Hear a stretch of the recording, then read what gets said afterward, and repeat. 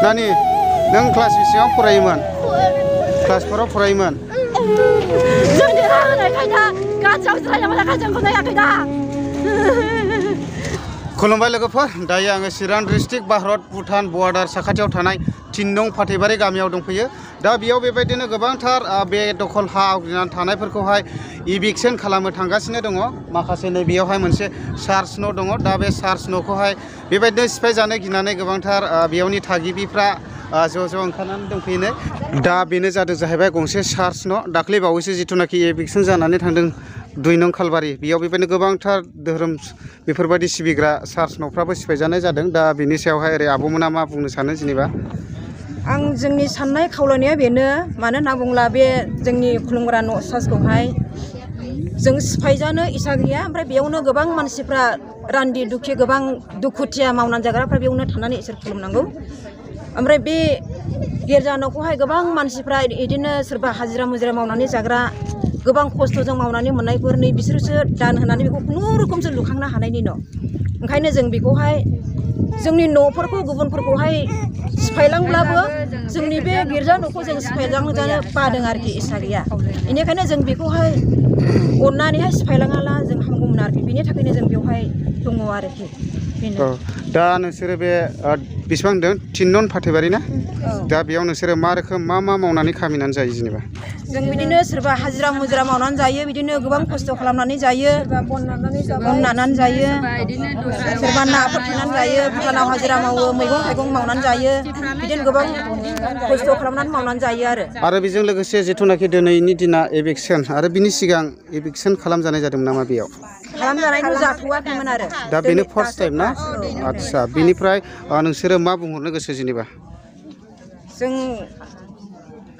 खानायालाय खारखाया होनखाबाय, बेनिफ्राय जोङो एक माथ्र बेनो न'फोरखौ सिथानो ना मायो सावना गालांगोन, जोङो गाबोन लुनानै थाफिनगोन। सरखारनि इसा आरोखि। दा मोनायावनो जोङो लोगो लुफिननानै जोङो थाफिनगोन। होनबाबो जोङो जेरावबो थाङा, हायां गैया, जोंहा दिनै हा खुरखा जानायसो।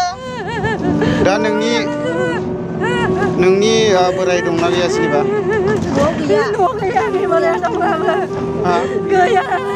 थाखा खामायनो जायो, थाखा फैसा गैया, फिसा फिसौखौ फोरोंनो फेदेरनो आगैखाय मावा लानानै फिसाफोरखौ फोरोंनो होननानै गोजानाव थांदोंमोन। जों देरहा होनायखाय दा गाज्रियाव जिरायनानै गाज्रिखौ नायाखै दा। बे बेरेंगा बे ब्रह्मफोरा जोंखौ नायाखै दा। जोंनि न' बांखौ सिफायहोजोबदों बिसोरो। दा नै बेफोरखौ सिफायजोबनाय जाबाय नै। दा बिनि थागिबिया नै बेनोमोन, जायनि फलावहाय उन्दै गथ'बो दंमोन नै। दा दुखुजों गाबगासिनो दङ। दा बियो न'आ नोंनिमोन ने? आंनिमोन, फिसाजोनिखौ लांबाय थानांगौ, दामाराव थानांगौ जोङो। सिफायजोबना होनानैलाय रावबो गैया। नोङो बबेनिफ्राय फैनायमोन? जों नै फुरगासेरानिसो फैदों। न'आ गैला।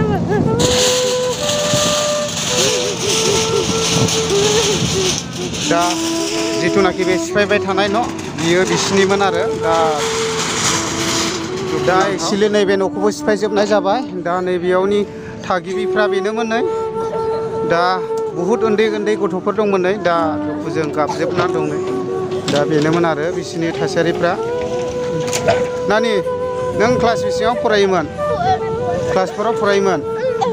ओमफ्राय नानि, नोंसोरो बबेनिफ्राय फैनायमोन? दुम्बाजाहारनिफ्राय ने? आदसा, ओमफ्राय नोंनि बाबाया मामिमोना मा मावो? जोंनि बाबा मामिमोना हाजिरा मावनानै जायो। दे सिन्था जानाङा दे नानि दे। दा नै दा बुहुद दुखुजों गाबनानै दङ नै। नोंनि मामिया अबे? आदसा, दे नानि दे। दा नैबे नानिमोना दि जि गाबबाय थादों, बिनि न'आ नैबेनोमोन। दा सिफायजानाय जाबाय।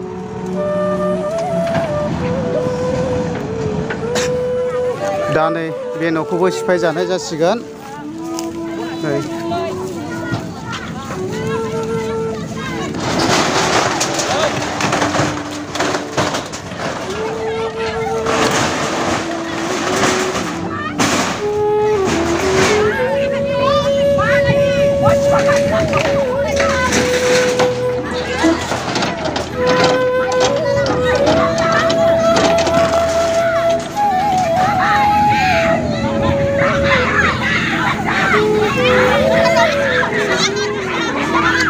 ra.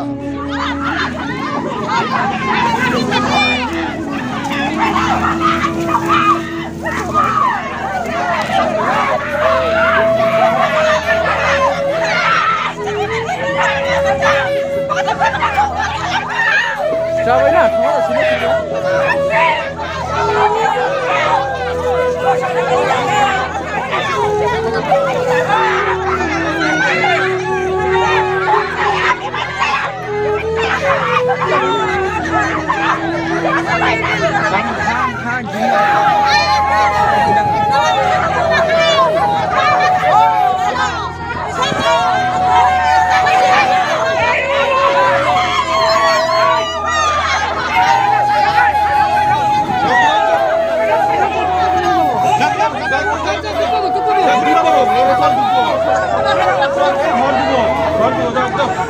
दा माने बे न'खौ सिफायनायनि सायाव बुहुद दुखु नांदों रायजो राजाफ्रा दा न'खौ सिफायनो होनाय जायाखैनो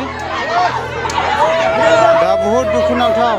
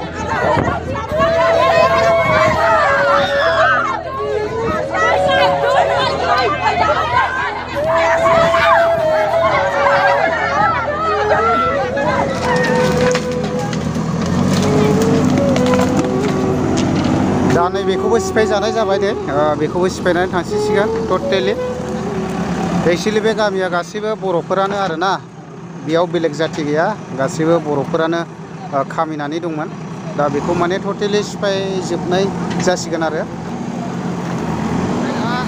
दा बे जिथुनाखि सिफायनाय न'आ आब'नि नामा बैमोन आंने आच्छा ओमफ्राय अबेनिफ्राय फैनायमोन आब' नों जोङो पार्कआव ओरै माबानि मा होनो दै जिङावनि जोंनि हाया गैथामोन बुखाजोबजानाय दा मा बुंनो सानो जेनेबा नों बिनि सायाव जोङो बे हाखौ नांगौ जोंनि हाबो गैखाया होखारबाबो आं बे हानिफ्राय थाङा आंनि फिसा सानै दङ बेहायनो फिसा हौवा सासे दङ बे हाखौ आं फिसा हौवानो होलांगोन जों थैनानै थांबाबो बेयावनो फिसानि नामै आंनि फिसा हिन्जाव सासे दङ क्लास 1 हाबबाय नैबे दा आंनि फिसाया 3 बोसोर जाबाय बे स्कुल हाबथ'वाखै आरो होखारबाबो आं थाङा बे जायगानिफ्राय दा सारमोना होखारबाय थाथों जावले जावले होनबाबो बेयावनो थैजानो संसार जानोसै आंनि हायानो दौलायसो गैखाला नालाय माथो खालामबावनो बेयावनो थानोसै जोङो नांगौ जोङो सरखारनिफ्राय जानाय लोंनाय थानाय न' बां जोंहा फिसा सानै दङ फरिखा होनांगौ 24 थारिखआव फरिखा दंमोन आंनिया दा फिसाफ्रा गोदाव सोराव जाजोब्बाय थानानै जानोनो फरायनांगौआ फरायगौनाय फिसाफ्रालाय दा फिसाफोरनि फरायनाया बिराद थाबथा जानायसै हाजिरा मुजिरा मावनासो जायोमोन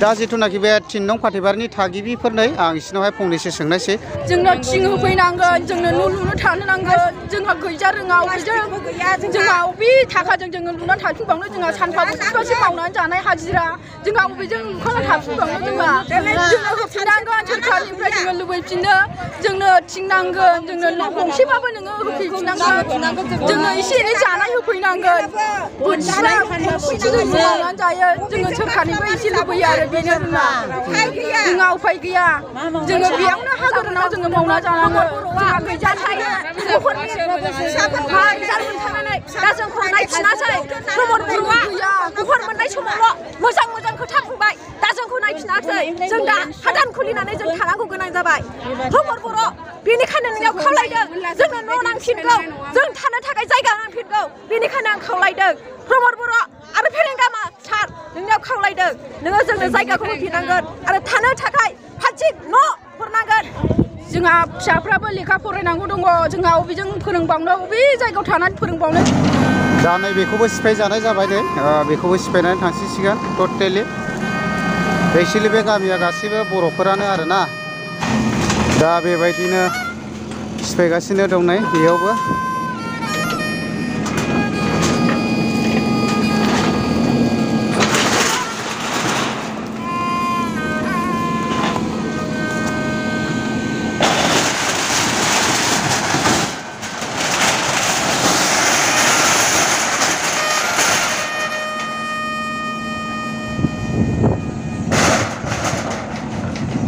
सरकारि आयेन बायदियै सरकारा सिफायनानै थांबाय जोङो बेवहाय जेबो सानाखै अब्लाबो जोङो दुखु दङ न' गैजायै मानसिफोरखाय जों गैयि हिसाबै बे जायगायाव थाफैदों हिसाबै दा जोंहा बे थिंफोरखौ एबा प्लास्टिकफोरखौनो जोंहा बायफिननो फैसा गैया बेनिखायनो जोंनि थाखाय सोरबाफोर अनसुंथाइ जिथु होफैयोब्ला गाहाम मोनगौ बेबायदि जोंनि गोबां माने गोबाव सम जाबाय जोङो नै मावनाय दांनायाबो जोंहा गैया गोबाव समनिफ्रायनो बेबायदिनो दिनै फैगौ गाबोन फैगौ बेबायदि मावनायफ्रावबो उसुबिदा जानानै जों गोबाव सम थानांबाय बेनिखायनो आङो खावलायदों जोंनि रायजो राजाफोरखौ अननानैब्लाबो जों माखासे अनसुंथाइफोर जों मोननो हायो सरकारनिफ्राय एबा सारमोननिफ्राय जोंनि BTC सरकारफोरनिफ्राय जों जेन मोननो हायो खावलायनाय थाबाय गोबां दुखु जाबाय दा गथ'फ्रा नै दा बबाव थानानै फरायगोन नै दा फरिखाबो जागासिनो दङ आरो गथ'फ्रा फरायगासिनो दं क्लास 7 बेबायदिनो 6 बेबायदि फरायनाय दङ गोबां गथ'फ्रा दा बबेयाव थानानै बिसोरो फरायगोन बेफोरबायदि न'आनो गैया बेबायदि जाबाय आरो मेट्रिक होग्राबो दं आरो BA फार्स्ट सेम रिजाल्ट फरिखा होग्राफोर दङ आरो बेबायदिनो हा गैजायै मानसिफोर दङ आरो जोङो सारि सिमाखौ जोङो खोन्थानानै साइडजों जोङो ओरैबो जिबो जानाय गेजेरावसो जोङो दङ माने जोंखौ होआब्ला मोजां जागौमोन होननानै जों खावलायहैदों ओमफ्राय सारा होनदों जेबो नङा हाफोरखौथ' मोननो हागोन नाथायब्ला सरकारि आयेन बायदि होखागोन होननानै ओमफ्राय जों बेयाव खावलायदों जोंनि गोजा न'खौ जेन अननानै जेबो खालायाला मोजां जागौमोन जों बिसोरसो खावलायदों होननानै ओमफ्राय सारा होनदों आंनि गोजा न'खौ आङो जेबो खालायनाय नङा आरो मन्दिरफोरखौ आङो सिफाय होनाय नङा होननानै बुंदों दा बे हिसाबै दा जोङो नुनो मोनबाय मा सारा जोंनि गोजा न'खौ सिफायाखै आङो धन्यबाद थाबाय सारनिसिम गोबां रोजा रोजा सारमोननिसिम आङो साबायखर होनाय थाबाय